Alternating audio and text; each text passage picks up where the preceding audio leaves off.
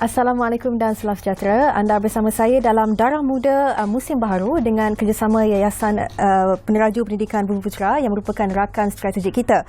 Dan Darah Muda edisi kali ini akan memberikan fokus kepada pemberkasaan nilai kebolehpasaran golongan OKU ataupun orang kurang upaya, di mana mereka ini adalah salah satu instrumen untuk negara mencapai kestabilan inklusif, dan orang kurang upaya adalah sebahagian daripada masyarakat dan warga negara yang sah. Jadi sebenarnya mereka ini berhak untuk menikmati segala kemudahan yang ada dan mengambil bahagian dalam semua aspek pembangunan negara, dan di mana kita harus memberi ruang dalam pasaran buruh tanpa sebarang diskriminasi. Dan dalam bahagian pertama ini kita akan mendalami apakah cabaran-cabaran bagi rakan luar biasa kita, iaitu rakan OKU kita. Dan dengan tajuknya kebolehpasaran OKU menyantuni cabaran, istimewanya kali ini saya bersama-sama kedua-dua orang tetamu, iaitu Yang Berhormat Senator Datuk Ras Adiba Razi, pengerusi bernama yang juga merupakan Profesor Ajung di Fakulti Sains Sosial dan Kemanusiaan UKM, Presiden OKU Sentral dan Wakil OKU di Dewan Negara. Selamat datang Datuk Ras. Terima kasih. Dan tetamu yang kedua ialah Teknologis Dr. Muhammad Muzamil Ismail, Ketua Pegawai Eksekutif Yayasan Peneraju Pendidikan Bumiputera, dan di mana ia merupakan sebuah badan yang berwawasan untuk merealisasi aspirasi dan juga membangunkan bakat Bumiputera ke potensi yang tertinggi bagi segenap lapisan keluarga Malaysia. Selamat datang Doktor. Terima kasih. Dan pagi hari ini tajuknya kebolehpasaran OKU menyantuni cabaran. Pertama sekali kita tandingkan kepada YB, dan kalau kita lihat YB Datuk Ras Adiba seorang yang berupaya, dan kemudian hari ini kurang upaya, dan YB daripada seorang yang biasa namun hari ini anda lihat wanita yang sangat luar biasa.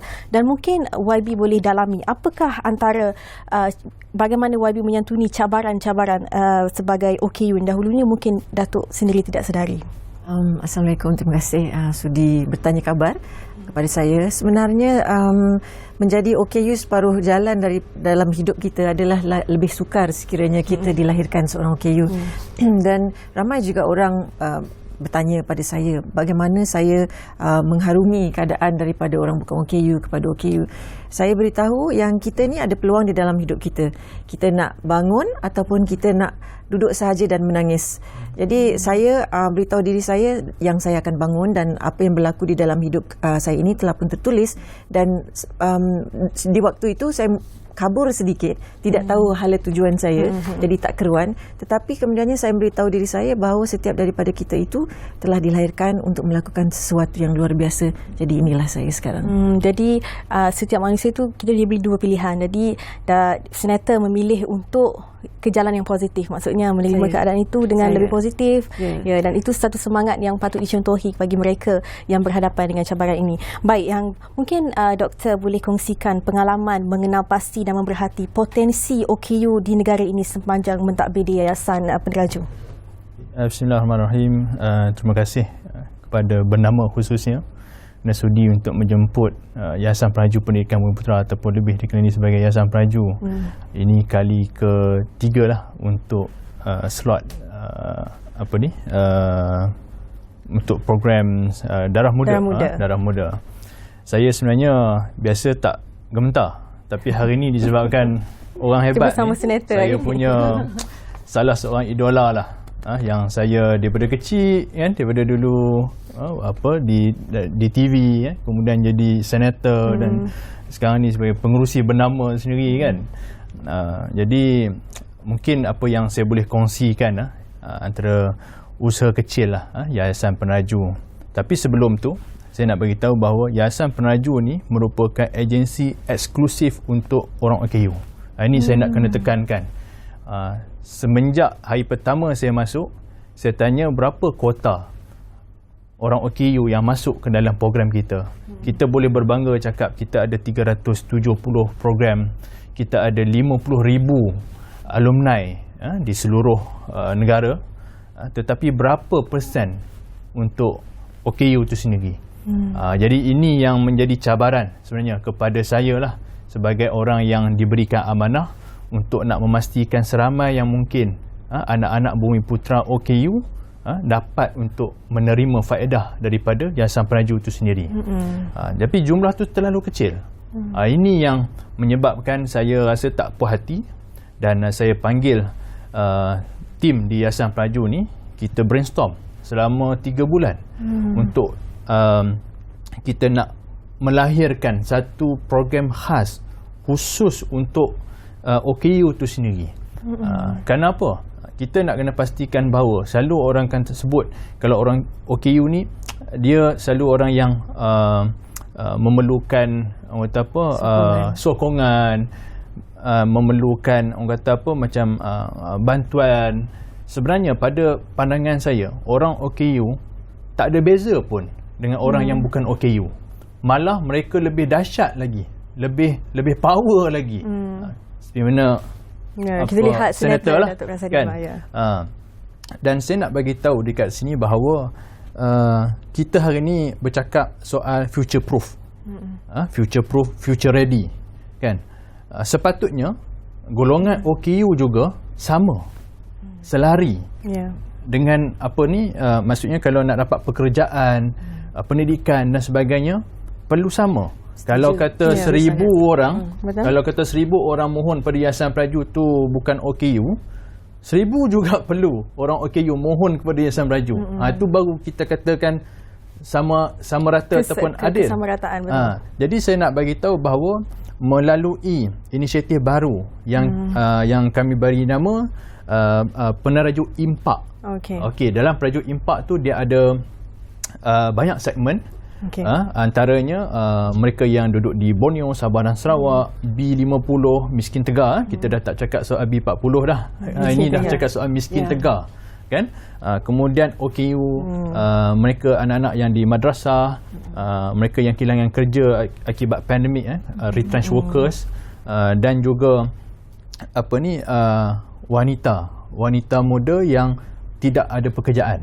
Jadi ini segmen peneraju impak tu sendiri yang mana mungkin nanti saya boleh ulas lebih lanjut lah berkaitan dengan peneraju OKU tu. Dia ada nama dia, tapi saya simpan dulu. Saya simpan dulu. Apa antara inisiatif untuk golongan OKU ini. Baik, kalau kita lihat YB Senator di Dewan Negara, anda menjadi wanita suara buat OKU dan anda juga wanita yang sangat luar biasa, diberi nama menjadi pengerusi wanita yang pertama yang terbang tinggi dalam lapangan kerjaya. Baik, mungkin secara umumnya kita ingin tahu apa pandangan Senator sendiri terhadap kesetaraan kepercayaan dalam pasaran pekerjaan antara OKU dan juga bukan OKU.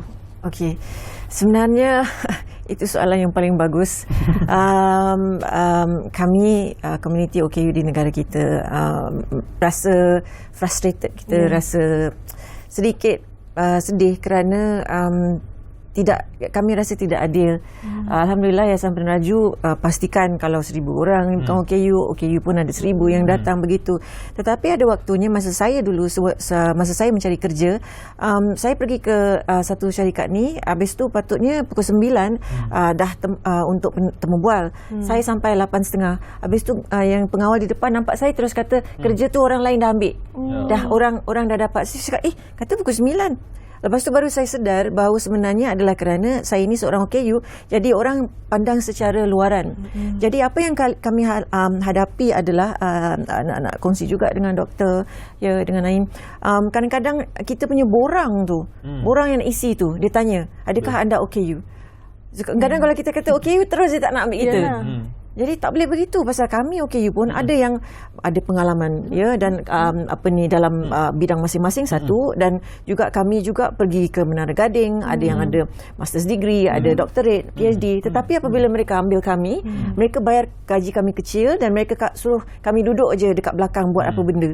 Tak boleh begitu. Stigma masyarakat masih ada. Ya, masih. Jadi borang tu yang paling penting. Dan lagi satu adalah sebelum apa-apa kita kena pastikan kita ni beritahu kita punya tim pengurusan kita dan juga staf kita bahawa sungguh pun mereka adalah OKU, mereka juga mempunyai kehebatan mereka. Kita kena open mind. Jadi habis tu staf kita juga kita kena berikan mereka latihan disability equality training, kesamarataan. Jadi supaya mereka tahu bagaimana kita nak memberi sokongan kepada 7 kategori OKU yang berbeza-beza. So itulah dia. Kita sebenarnya yang OKU ni bukannya kami. sekeliling kami, persepsi masyarakat dan juga infrastruktur yang buat kami OKU. Kami okey je. Nampak tu. Mereka okey je. Jadi kesamarataan itu terhadap golongan OKU dan stigma masyarakat itu perlu segera dihakis lah. Okey, baik. Mungkin doktor boleh kongsikan inisiatif untuk memperkasakan golongan OKU menerusi apa program-program yang dilaksanakan oleh Yayasan Beraju. Okey, cantik soalan tu. Bila kita pergi kepada inisiatif kan. Cuma saya tadi bila senator sebut okey je kan, dan yang okey itu sebenarnya yang di sekeliling, environment, persekitaran. Ini yang sebenarnya saya nak marah tapi sebab kita tengah live kan, because of prejudice, kan, sangat prejudice, diskriminasi. Borang pun kita dah boleh tahu yang ini macam ada antara dua darjat. Kalau OKU ada borang kuning ataupun ada label tertentu dan sebagainya. Kalau orang yang bukan OKU, dia borang lain, dan mungkin ada interview pun lain dan sebagainya. Kenapa? Kenapa benda ni berlaku? Kan? Sedangkan macam tadi senator sebut, pendidikan sama, pengalaman sama. Apa yang membezakan? Okey, jadi sebab itu hadirnya penajuk impak ni, dan dia punya spesifikasi dia tu, kalau kita fokus tu kepada OKU, dia ada nama dia, peneraju juang, kita panggil peneraju juang. Dan peneraju juang ni sebenarnya memang khusus untuk OKU. Kita nak bagi sokongan kerana yang pertama kita rasa OKU pun layak untuk dapat kerjasama macam orang lain, kan, dengan pengalaman, dengan latar pendidikan akademik yang sama dan sebagainya. Ini sebenarnya sebelum saya pergi detail, saya nak bagi tahu kenapa kita buat peneraju juang ni adalah, yang pertama adalah kita nak ubah mindset. Mindset ni ada dua. Satu, mindset kepada para majikan. Yang kedua adalah kepada orang OKU ni sendiri, golongan OKU ni sendiri, bahawa kalau untuk majikan kita nak, sebab tu Yayasan Beraju kita pergi jumpa khazanah, jumpa Gamuda, jumpa dengan corporate, jumpa dengan JRC, agensi apa semua, bagi tahu tentang program ini. Kita buat job matching. Kita nak pastikan orang OKU pun kenapa kalau kata dekat tempat lain boleh ambil orang dan sebagainya, kenapa orang OKU dipinggirkan? Jadi kerana itu Yayasan Beraju kita akan mulakan dulu. Kita akan ambil dulu kan, untuk mereka ni bekerja dengan kita insya-Allah dalam masa yang terdekat ni. Kemudian kita dah pun kerjasama dengan corporate yang mana saya sebutkan tadi itu kan, untuk mereka ambil anak-anak ataupun golongan OKU ini selepas saja mereka tamat latihan, terus absorb masuk kerja. Okey. Ni maksudnya kita nak ubah mindset majikan ni dulu, supaya mereka boleh menerima, boleh orang kata buka pintu lah macam tu. Kemudian yang kedua adalah kita nak ubah mindset orang ataupun golongan OKU ni bahawa kamu semua pun sama kata. Jadi jangan ada rasa rendah diri, takut ataupun rasa macam alah tak layak dan sebagainya. Tak, ada laluan dia dekat Yayasan Peneraju. Dan saya nak bagi tahu dekat sini, kalau boleh saya ceritakan sedikit berkaitan dengan apa dia yang kita kategorikan tu adalah, yang pertama adalah peneraju juang skill kerjaya. Okey, apa dia peneraju juang skill kerjaya ni? Adalah kita nak tawarkan kepada mereka yang berusia 21 sehingga 30 tahun untuk mengikuti program peningkatan kemahiran kerjaya dia. Maksudnya macam tadi senator dah sebut tentang support, tentang facility dan sebagainya. Jadi yang ini sebenarnya yang kita nak train dia supaya orang kata apa, dia macam job coaching lah, supaya dia boleh fit masuk dalam industri. Kebanyakannya bila saya jumpa, mereka ni bukan kata tak layak ataupun tak boleh masuk dalam industri tu, tetapi mungkin memerlukan sokongan-sokongan ini. Jadi ini sebenarnya bukan saja kita train kepada golongan OKU ni. Okey, contoh macam kita kerjasama dengan satu badan korporat ni. So kita train yang dekat korporat tu dulu supaya dia boleh fit. Jadi saya kata latihan DET tu. Yes, betul. So kita train dulu dekat situ dan baru dia boleh masuk. Jadi tak adalah rasa ada isu dan sebagainya. Kan? Okey, kemudian kita akan pastikan ada penempatan pekerjaan. Kita di Yayasan Beraju simple je. saya cakap siapa nak bekerjasama dengan Yayasan Penaju mesti menyediakan peluang pekerjaan. Kalau setakat buat latihan saja cukuplah, we have enough training. Tapi peluang itu tidak disediakan. Exactly, kita dah cukup. Tapi kita perlukan pekerjaan, peluang tu. Jadi sama untuk OKU pun kita akan train dan ada penempatan pekerjaan selepas saja tamat latihan. Kemudian yang kedua adalah juang skill entrepreneur. Okey, apa dia ni kan? Entrepreneur saya pun nak sebut pun terbelit lidah kan. Tapi sebenarnya nak bagi tahu, hari ni zaman dunia digital. Social media, platform, kan, cloud lah, macam-macam hari ni. Dan orang boleh menjadi kreatif di luar jangkaan. Ni jadi famous macam senator lah kan. TikTok dan sebagainya, Facebook kan, Instagram dan sebagainya.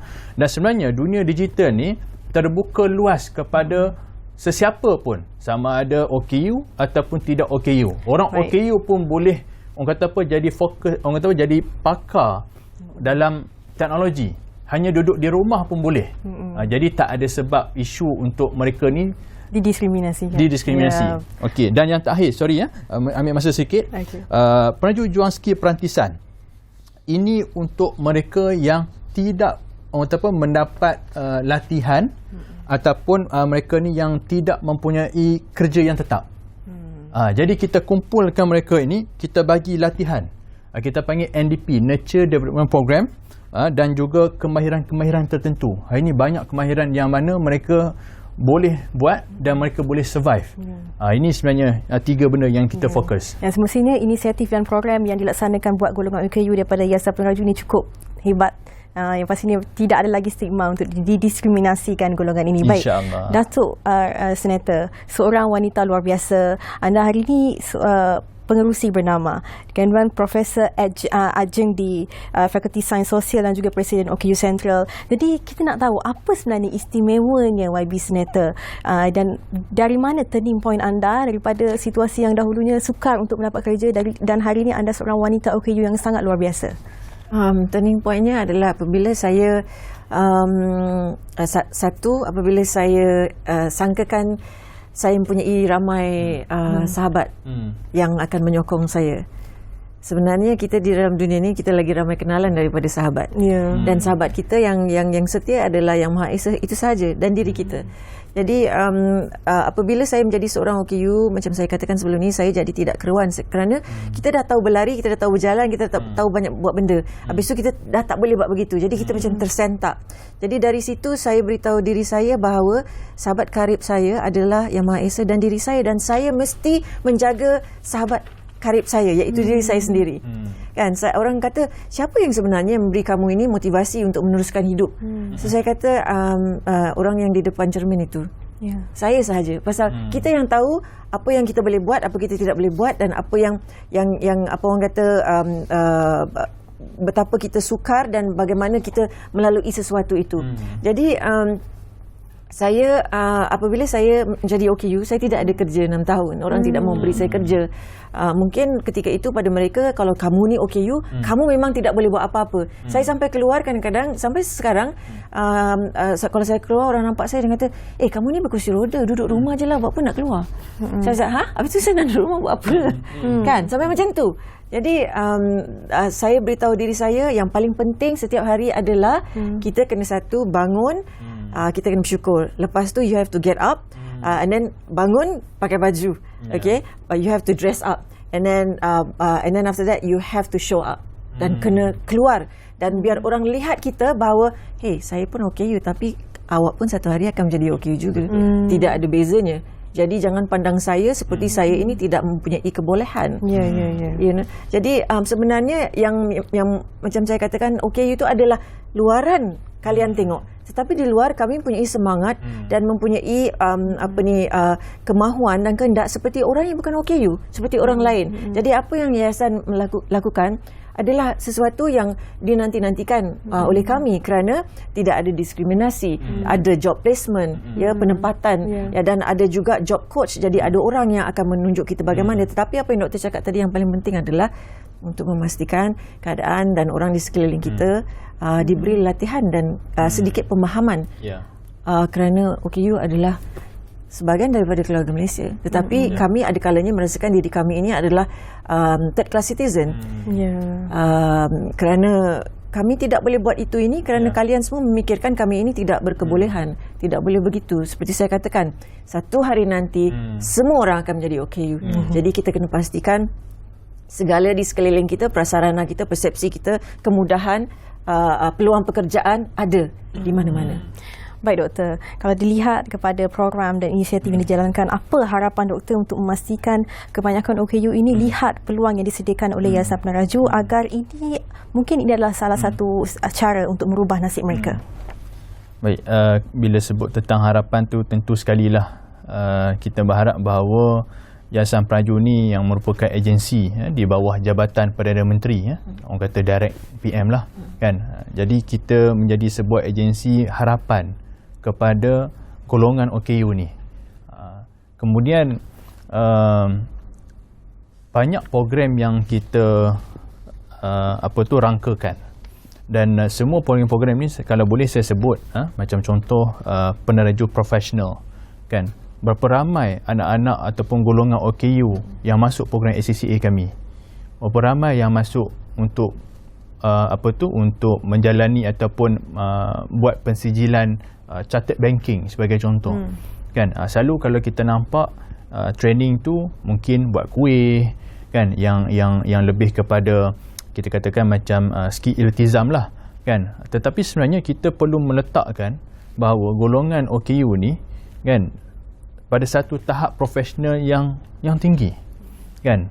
Tak mustahil orang OKU boleh menjadi CEO. Macam sekarang alhamdulillah ada chairman kan.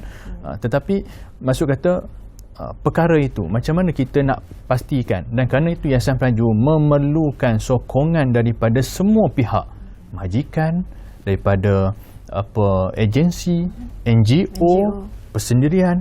Jadi kita perlu buat benda ni bersama-sama. Kita kena macam senator sebut, kita kena orang kata coordinate bersama-sama kan. Kita kena share the cake, barulah kita boleh untuk orang kata sampai ke satu tahap yang mana orang OKU mendapat sokongan, sama ada fasiliti ataupun bantuan keuangan ataupun macam ni lah. Macam kami lebih kepada human capital, yang mana kita nak melahirkan sumber manusia ataupun pekerja mahir, profesional, teknologis, apa lagi doktor pakar daripada kalangan OKU. Okey. Baik, dan untuk akhir ini YB, untuk darah muda khususnya untuk potensi golongan OKU yang terutamanya bakat muda ni, apa harapan YB agar mereka ni mungkin mempunyai bakat yang harus digilap dan diasah untuk masa hadapan mereka? Yang pertamanya adalah kita sebagai masyarakat, kita perlu tahu dan realise bahawa OKU itu adalah sebahagian daripada kita semua, dan kita mesti berikan peluang sama seperti orang yang bukan OKU. Kedua adalah kita kena pastikan OKU itu juga tahu di mana mereka boleh pergi. Masa macam Yayasan Peneraju, nak cari job, nak cari pekerjaan, semua tu. Tetapi yang paling pentingnya pada saya secara peribadi adalah supaya kita semua realise bahawa OKU juga adalah orang-orang yang membayar cukai. Okey, dan kami sebenarnya bekerja 300 kali, 500 kali ganda kerana kami mesti prove ourselves. Kami kena buktikan. Tetapi kenapa perlu kami buktikan sedangkan kami juga seperti orang yang lain? Jadi yang paling penting adalah you need to have an open heart. Kita perlu mempunyai fikiran dan hati yang terbuka. Apapun mempunyai fikiran dan hati yang terbuka. Baik, sampai di sini dahulu YB dan juga Doktor untuk episod pertama bagi Darah Muda edisi istimewa yang bercakap tentang kebolehpasaran OKU. Terima kasih diucapkan kepada YB Senator Datuk Ras Adi Barazi, Pengerusi Bernama, dan juga teknologis Dr. Muhammad Muzamil Ismail, Ketua Pegawai Eksekutif Yayasan Peneraju Pendidikan Bumi Putera.